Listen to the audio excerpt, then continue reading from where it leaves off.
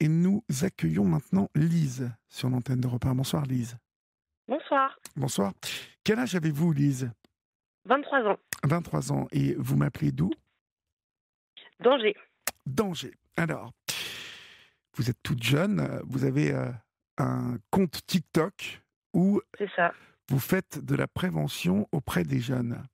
Euh, oui, de quel type de prévention s'agit-il? Dites-moi. de la prévention pour le suicide. D'accord.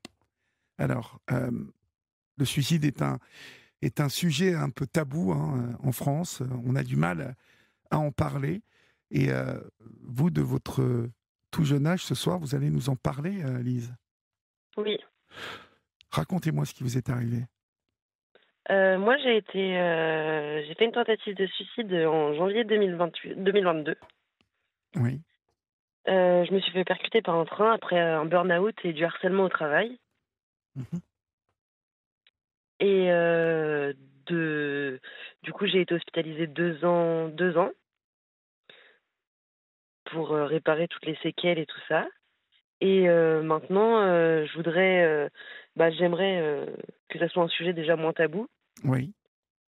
Parce que c'est compliqué en France d'en parler avec certaines personnes. Et c'est dommage parce que ça peut arriver malheureusement à tout le monde. Personne n'est... Bah, ça peut vraiment arriver à tout le monde. Oui, ça peut arriver à tout le monde.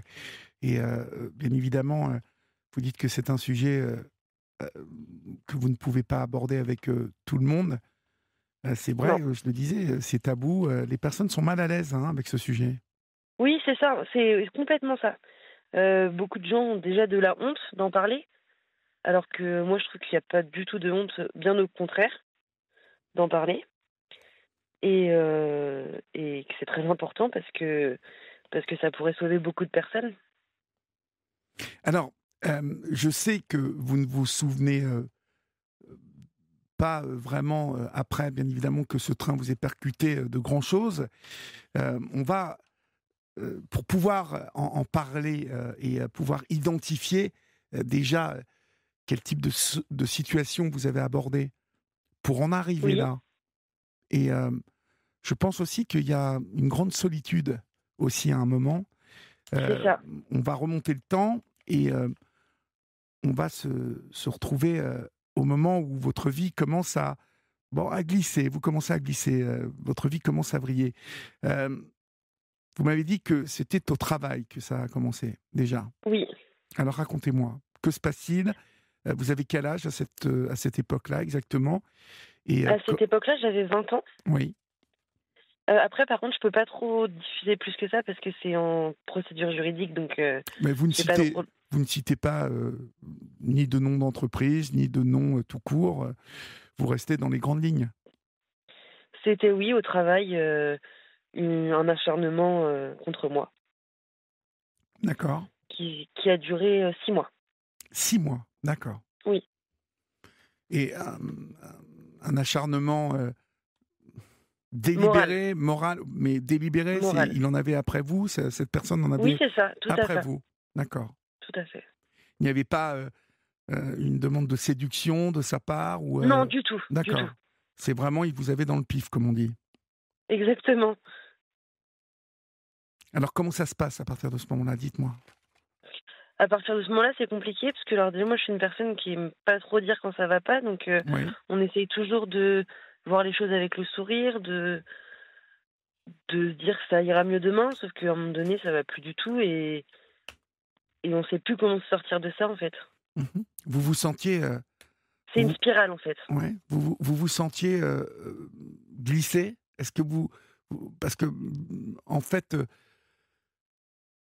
dans votre histoire, il y a malheureusement, il y a ce harcèlement, mais vous ne parlez pas à grand monde, hein. C'est ça. Donc, Encore une fois, sûrement par honte et oui, par honte de dire que quelqu'un a le dessus sur nous. par honte, Oui, parce que c'est un supérieur hiérarchique qui vous harcèle. tout à fait. D'accord. Euh, donc, vous n'en parlez ni à vos parents, ni à vos amis. Vous êtes en Non. couple à l'époque ou vous êtes toute seule? Oui, j'étais en couple à l'époque. Euh, vous diriez quoi? Vous êtes en train de faire une dépression? Non, sur le coup, non. Je pensais pas, en fait, que ça pouvait aller jusque-là. Heu, je pense que ça a été un trop, à un moment donné, qui a fait déborder le vase. Oui. Vous l'identifiez, ce trop? Non, Non. la goutte de trop, non. Ça peut être une réflexion. Oui, sûrement. C'est pas forcément une grosse chose, en fait. Et puis, pour des personnes, ça peut paraître anodin, alors que pour d'autres, ça peut être énorme, en fait. Enfin, on peut Mhm, pas d'une personne à l'autre, c'est complètement différent. mhm. Quel souvenir vous gardez des premières idées, des premières, oui, des premières idées de suicide qui vous viennent? Comment? Moi, j'en ai jamais eu. Oui, Avant ce qui me suis arrivé, j'en ai jamais eu. oui. Et vous en aviez eu, mais mais voilà, vous n'en avez jamais eu, mais c'est venu pourtant. Donc Voilà, ma mais question, elle dans porte les plus. souvenirs que je me rappelle à moi, Oui, j'en ai pas, en fait. d'accord. Et donc, comment ça, comment ça évolue justement à l'idée, vers l'idée d'attenter à sa vie? Je sais pas trop,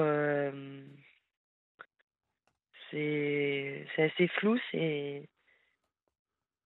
pense qu'en fait, notre cerveau se met entre guillemets «en roue libre» et on n'est plus maître de soi, plus maître de ses idées, plus maître de son corps et on va dans la direction qu'il nous dit d'aller. Alors, il faut que vous m'expliquiez ça, il faut vous développer un peu, parce que euh, votre, votre En cerveau fait, quand qui... on fait une tentative de suicide, c'est ce qu'on appelle, un entonnoir et à un moment donné, c'est bouché et on n'arrive plus à s'en sortir et du coup, notre cerveau, la première idée qu'il trouve, alors chez moi, ça a été ça, mais peut-être que chez quelqu'un d'autre, ce sera autre chose et pour s'échapper du mal-être, en fait, se dire, «Si je fais ça, j'aurai plus jamais mal et tout ira mieux» entre guillemets. Je serai D'accord, tranquille. d'accord. Vous êtes plus dans une quête de calme, en fait, de C'est grand ça, de sommeil. tranquillité, Oui. tout à fait. Vous n'en pouvez plus de quoi? Vous diriez, si je vous demande de quoi vous ne pouviez plus, qu'est-ce que vous ne pouviez plus supporter? C'était quoi? La vie, Le tout harcèlement, simplement? Le harcèlement? oui. Est-ce que à un moment, en fait, lorsqu'on commence à penser à ça, on a la possibilité de parler, de penser à ses proches, en fait, des conséquences d'une telle chose? Alors malheureusement, non, parce que moi, je suis quelqu'un qui je me suis toujours très, très bien entendue avec mes parents, avec mes frères et sœurs, avec toute ma famille d'ailleurs Oui, et à ce moment-là, on pense qu'à soi, c'est très égoïste, hein, parce que, on arrive dans un moment où on se dit qu'on ira mieux nous, mais on voit pas l'impact que ça peut avoir autour, en fait et moi, du coup, maintenant, en étant toujours là et heureusement, bien sûr, j'ai vu cet impact, en fait, que ça peut engendrer autour de nous et c'est horrible, en fait, c'est très compliqué pour soi, mais on se rend pas compte, en fait, le mal qu'on peut faire autour de nous. oui. Mais on est, heu, on est dans une sorte de douleur, permanente, en fait. C'est ça, tout à fait. Un mal-être permanent. Oui, oui, c'est ça. Mmh. À partir du moment où, ça ne va plus, comment vous prenez votre décision? Qu'est-ce qui va vous décider, Et bah, justement, c'est ce moment-là que je ne me rappelle plus, en fait, toute la journée d'avant, donc c'est arrivé un mardi et la journée du mardi, je ne m'en rappelle pas du tout. D'accord. C'est, une amnésie, le cerveau s'est protégé, en fait. Ouais. Mais le 18 juillet 2022, donc, Non, c'était le 18 janvier. 18 janvier, pardon. Aujourd'hui, vous ne vous souvenez quasiment de rien. Dieu Vous après? vous ne savez toujours pas comment vous êtes arrivé à cet endroit. Heu, Non, ça n'était même pas la gare, la plus proche de chez vous, non du tout. Donc ça, c'est pareil, vous ne vous en souvenez absolument pas. Non, Vous vous êtes jeté sous le train, en fait. Vous n'avez pas attendu le oui, train. j'ai été happée par le train. D'accord, ok. Est-ce qu'on vous a expliqué quelle blessure vous souffriez après ça? Donc directement après, non, parce que du coup, j'étais plongée dans un coma artificiel. Mhm. On me l'a dit, en fait, on me l'a dit sûrement directement après qu'on m'ait réveillée du coma. Sauf que moi, j'étais tellement sous antidouleur et tout ça que je, ne- j'entendais, mais j'enregistrais pas tout, en fait. Comme j'étais sédatée, c'était compliqué pour moi. C'est 6 mois après que je me suis vraiment rendu compte de tout ce qui s'était passé, Oui. de tout, en fait, qu'on réalise que ça va être très long, très compliqué et très douloureux surtout. Déchirure de la paroi abdominale, bassin fracassé. euh, C'est ça, mais par chance, votre colonne vertébrale et votre visage ont été épargnés, hein, par le choc. tout à fait. Donc vous avez été plongé dans le coma le temps de Oui, procéder aux premières opérations, hein, aux premiers examens pour voir comment et c'est ça, par quel bout on allait essayer de vous sauver. c'est Euh, ça. vous avez été quand même en danger de mort pendant 6 mois. Oui, Vous avez été alimenté par sonde. Euh, quel souvenir vous gardez de l'après? Parce qu'il y a bien évidemment cette conséquence de toutes ces blessures, de toutes ces cassures du corps. Comment, comment vous vivez ce le moment-là? après, le après a été très compliqué, très long, mais d'un côté, avec du recul, c'est passé quand même très rapidement. C'est bizarre à dire, mais ces, ces 18 mois d'hospitalisation ont été, oui, très très longues. Faut tout réapprendre comme un enfant, quoi. Réapprendre à manger, réapprendre à marcher, tout, tout réapprendre comme à l'âge de 3 ans. Et c'est compliqué de se voir régresser déjà, Mhm. de d'entendre qu'on ne pourra plus jamais marcher. C'est des choses très compliquées. Et au fur et à mesure de l'évolution, c'est là qu'on se rend compte qu'en fait, faut toujours y croire, même si il y a une petite lueur d'espoir à chaque fois, en fait. Mhm. Mais que diriez-vous justement? Parce que voilà, ce qui m'interpelle dans ce que vous êtes en train de me dire, c'est qu'il y a bien évidemment cette, cette détresse provoquée par cette personne qui vous harcèle euh, et qui vous fragilise au point que vous allez vous jeter sous un train. Et puis, après, il y a ce corps cassé, cette douleur, puisque vous dites parfois avoir cru mourir de douleur tellement vous aviez mal.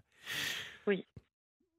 À partir de quand vous pensez que vous vous battez pour rester en vie? Est-ce que, ou plus précisément, est-ce que quand vous reprenez conscience, en fait, et qu'il y a la douleur, il y a votre famille autour de vous, il y a les soignants, mais que vous prenez conscience que vous êtes en danger encore de mort, moi j'ai l'impression que là, vous n'avez plus envie de mourir, mais vous avez envie de vivre. Non, bien sûr. Oui. Quand on voit ses parents autour de soi, son grand frère, on se dit qu'on ne peut pas les laisser comme ça et que maintenant, oui, ça s'est passé, mais il faut se battre. Et il faut se battre pour tout le monde. Déjà, moi, dans un premier temps, je me suis pas battue pour moi, je me suis battue pour ma famille. Mhm. Et après, on se bat tous ensemble. On se lie et on se dit, on va y arriver tous ensemble. C'est pas qu'une personne qui arrive à faire que je m'en sois sortie, c'est une équipe. C'est c'est moi, c'est les médecins, c'est les chirurgiens, c'est ma famille, c'est les soignants, c'est tout le monde ensemble en fait qu'on réussit à garder cette raison de vivre en fait. Mhm. Et cette joie de vivre, parce qu'à côté de ça, j'étais toujours souriante, bon pas tous les jours, mais toujours toujours envie de faire plus en fait. Qu'est-ce qui a compté le plus, en fait, dans ce combat? C'est votre famille? Comment ça? Est-ce que Oui. c'est justement la douleur de la famille? Est-ce que c'est euh, ces aides-soignants qui se battent aussi pour vous avec leurs armes, hein, leur gentillesse, leur attention? En premier, je dirais que c'est ma famille, Oui. parce que c'est les personnes qui ont été là dès le premier soir jusqu'au dernier soir de mon hospitalisation. Et ensuite, on se crée des liens avec des soignants. Forcément, au bout de 18 mois à l'hôpital, c'est une relation qui se crée avec eux. Et, et ensuite, ouais, surtout les soignants, enfin la famille et les soignants, quoi. Après 18 mois d'hospitalisation, Lise, vous êtes rentrée chez vos parents le 14 mai 2023. Il vous a fallu réapprendre à vivre avec un nouveau corps, euh, Tout à fait. mais aussi avec une force que vous êtes découverte, non? Oh, bien sûr. J'aurais jamais pensé que j'aurais été capable de surmonter ça. Mhm. Déjà parce que dans la vie de tout le monde, normalement, c'est pas envisageable de supporter une douleur pareille. Et ensuite, oui, il faut réapprendre tout. Moi, par exemple, quand je suis rentrée chez mes parents, ma chambre est au deuxième étage. Réapprendre à monter des escaliers, réapprendre à revivre ensemble, en fait. Ouais. Euh, Votre cas n'est pas isolé, hein, bien évidemment, en France. Oui, oui. Non, non, non, bien sûr, hein. Non, non, mais ça n'est pas un reproche du tout. En France, 8,9% des 18-24 ans déclarent avoir déjà fait une tentative de suicide. C'est énorme. Vous avez pris conscience, en commençant à essayer de faire de la prévention sur TikTok, que ce phénomène de société était quelque chose de très important en France. Qui était Presque, très répandu, oui. presque 9% des 18-24 ont tenté de se suicider. C'est énorme. C'est énorme. C'est énorme. Vous faites de la prévention aujourd'hui. Oui. D'accord. Comment vous faites? Qu'est-ce que vous faites? Alors, donc, j'ai été rencontrer une association. Oui. Donc, une association à côté de chez moi. Donc là, c'est des parents, en fait, qui ont perdu des enfants du suicide, Mhm. qui, eux, ont monté une association maintenant il y a quelques années. Je n'ai plus les chiffres en tête, mais il y a quelques années. Et ils vont, en fait, dans les collèges et dans les lycées pour, euh, pour prévenir des signes avant-coureurs, en fait, Oui. qu'on peut avoir. Parce que, mine de rien, en fait, il y en a plein qui sont des fois pas grand-chose, mais qui préviennent. Et on se rend pas toujours compte, mais des fois, il y a des gens qui nous font des appels de phare. Alors, Oui. nous, on les voit pas parce qu'on n'a pas l'impression que c'est qu'ils ont besoin d'aide. Mais si, en fait, c'est des gens qui vont pas bien et qui n'osent pas le dire. Parce que, oui, comme je disais tout à l'heure, donc pour moi, il y a une partie de honte, peut-être pas pour tout le monde, mais je pense que dans une grande majorité des cas, il y a un peu de honte à dire qu'on va pas bien. Vous n'avez pas su le dire, vous avez eu justement des appels comme ça, des tentatives. Est-ce qu'il y a, Inconsciemment, je pense, oui. Mhm. Il y a des gens qui voyaient que vous alliez mal? Non, parce que moi, j'étais une personne très solaire, toujours très souriante, toujours un peu à cacher, en fait, ce mal-être. Vous n'en parliez à personne, hein, vous n'en avez parlé à personne. C'est ça. Vous dites avoir retrouvé le plaisir de choses très simples, comme quoi, par exemple? Comme manger, Mhm. comme manger, comme faire une sortie à pied, comme des choses vraiment basiques, voir sa famille, aller à un repas, aller faire une sortie au cinéma, aller faire les magasins, toutes des choses vraiment simples Mhm. qu'on oublie souvent, en fait, qui sont très importantes Je crois savoir que parce que vous ça aimez les devient une chevaux aussi. normalité. Oui, c'est ça. Ça, vous aimiez les chevaux avant déjà ou c'est venu Oui, après? j'ai monté à cheval depuis mes 6 ans. D'accord. En tout cas, vous êtes toujours décidé à aider les autres et aujourd'hui, vous aimeriez devenir ambulancière, c'est ça? Tout à fait. Vous en êtes où aujourd'hui physiquement? Et ben là, je viens de sortir de mon stage, je viens de finir une garde. Une garde, c'est-à-dire?